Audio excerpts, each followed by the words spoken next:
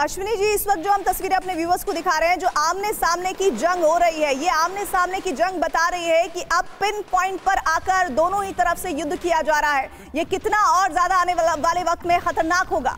हाँ बिल्कुल, बहुत खतरनाक होगा। देखो अभी ये बिल्टअप एरिया की लड़ाई है। जैसे खान यूनस में भी अगर आप देखो तो चारों तरफ से इजराइल की फोर्स ने उसको घेर लिया है, मगर जब बात आती है बिल्टअप एरिया में आपको अंदर घुसने की बात, तब बड़ा कैजुअलिटी आपकी अपनी भी हो सकती है।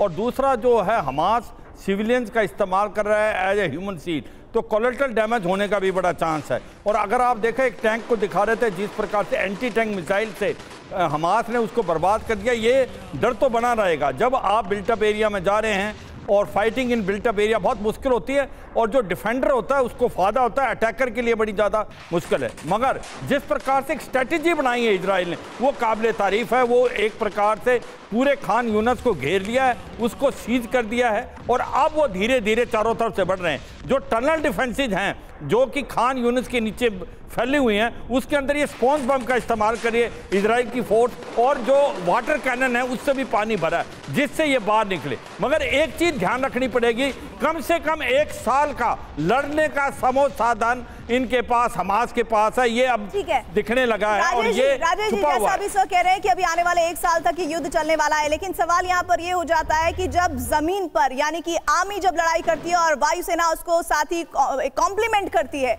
ऐसे में सिविलियन कैजुअलिटीज ना हो, ये कैसे तैयार किया जाता है रणनीति में? देखिए, कोशिश तो यही रहती है कि प्रिसीजन टारगेटिंग हो एयर से। और आपने कुछ वीडियोस ऐसे भी देखे होंगे जहां बहुमंजिला इमारत में सिर्फ चौथे फ्लोर को टारगेट किया और चौथे फ्लोर के फ्लैट में ही डैमेज हमें दिखा, बाकी पूरी बिल्डिंग इंटैक्ट रही।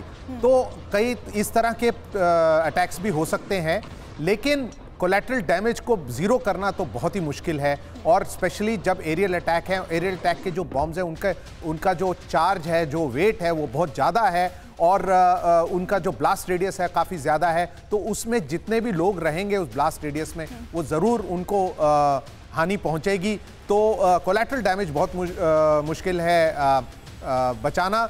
लेकिन मैं फिर भी यही कहूँगा कि इजराइल जितनी एहतियात बरत सकता है वो बरत रहा है, और जितना उनसे हो रहा है, जितनी कम कैजुअलिटी हो वो कोशिश कर रहे हैं। और आपने देखा कई मौकों पर सर आप भी कह रहे हैं कि नामुमकिन होता है, लेकिन जिस तरह से अभी जो एआई अटैक की टेक्नोलॉजी पर भी किस तरह से अटैक की प्लानिंग की जा रही है, वो विजुअल भी हमारे पास हैं, वो विजुअल भी हम अपने व्यूअर्स को दिखाएंगे।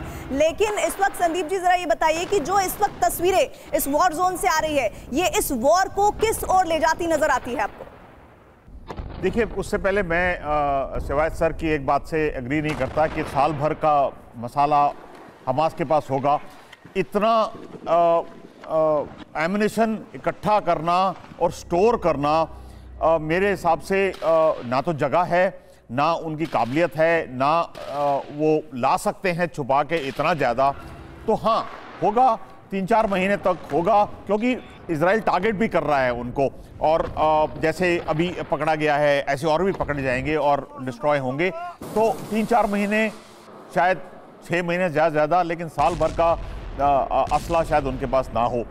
और दूसरा तब तक सर बहुत जी, दूसरी बात क्या कह रहे हैं? दूसरी बात देखिए, इजराइल और मैं एयर मार्शल साहब से भी थोड़ा सा वक्त चाहूँगा, क्योंकि इजराइल अभी उस स्टेज पे पहुंच गया है, उसको चिंता नहीं है, अमेरिका उसका साथ दे रहा है। उसने यूएन सिक्योरिटी काउंसिल के उसको वीटो कर दिया है।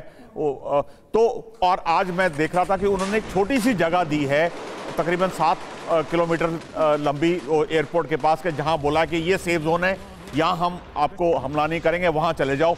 और वहाँ 1 मिलियन, वो उम्मीद करते हैं 1 मिलियन पैलेस्टीनियन चले जाएं, क्योंकि बाकी सब जगह वो ताबड़तोड़ शेलिंग कर रहे हैं, और उनको कोई चिंता नहीं है कौन हमास है या कौन दूसरा है, क्योंकि उन्होंने अपनी तरफ से अनाउंसमेंट कर दिया कि सेफ एरिया उधर चले जाइए, हम रिस्पॉन्सिबल नहीं हैं। तो और 18,000 कैजुअलिटी जो आज तक हो चुकी हैं इतने दिन में, वो दिखाती हैं कि जितनी करनी चाहिए उसको सिविलियंस की बात कर रहे हैं। राफा बॉर्डर के पास कुछ आगे ऐसे में कुछ ऐसी जगह बनाई गई है जहां पर वहां कहा जा रहा है कि वहां पर लोगों को सुरक्षित ठिकाना दिया जाएगा, लेकिन ये सब कहने में और ग्राउंड जीरो पर क्या हालात है, बहुत मुश्किल है इसको एग्जीक्यूट कराना। लेकिन अभी कुछ मिनटों पहले हमने आपको इजराइल के 60 दिन वाले नए प्लान का खुलासा किया, लेकिन इजराइल के लिए नए प्लान को अंजाम देना आसान नहीं होगा और इसकी वजह आपको मैं बताने जा रही हूं। दरअसल कल एक ऑपरेशन में आईडीएफ जवानों ने एम्बुलेंस में बैठकर यानी वेश बदलकर हमास के बीच से अपने बंधकों को छुड़ाने का ऑपरेशन चलाया, मगर हमास चौकन्ना था और उसने ऑपरेशन को फेल कर दिया। हमास के एक्शन में 2 इजरायली सैनिक बुरी तरह जख्मी हो गए, यानी ऑपरेशन फेल हो गया। यह तब हुआ जब 63 दिन से इजरायली सेना आसमान और जमीनी हमलों से हमास की कमर तोड़ रही है। सवाल है कि आखिर कमजोर पड़ चुके हमास के सामने फिर ऑपरेशन फेल हुआ तो कैसे हुआ, यानी अब भी हमास की शक्ति उतनी नहीं घटी जितनी आईडीएफ या इजराइल सोच रहे हैं। अब तक के ऑपरेशन में अगर हम देखें तो इजराइल ने 5000 हमास लड़ाके ढेर कर दिए हैं और 25,000 टन से ज्यादा बारूद बरसाया गया है। संभावित 800 में से 500 सुरंगों को ध्वस्त कर दिया गया है। 3 लाख से ज्यादा इमारतें तबाह कर दी गई हैं। 17,500 लोगों को मौत के घाट उतारा जा चुका है। इन सब के अलावा जो जानकारियां हैं, 164 स्कूल तबाह हो गए हैं तो 104 मस्जिदें भी ध्वस्त हो गई हैं। 20 लाख से ज्यादा लोग बेघर हो गए हैं। तो अब सवाल बनता है कि हमास कैसे डटा हुआ है। उसकी वजह है हमास अकेला नहीं है। जी हाँ, हमास अकेला नहीं है, उसे ईरान और उसके समर्थित नॉन स्टेट एक्टर्स का पूरा साथ मिल रहा है। हूती और हिजबुल्लाह भी मदद कर रहे हैं। इराक और सीरिया की शक्ति साथ साथ है और यही वजह है कि इजराइल को धमकाने वाला और इजराइल विध्वंस के अपने प्लान से दुनिया को वाकिफ कराने वाला रॉकेट सेंटर का वीडियो जारी किया गया है।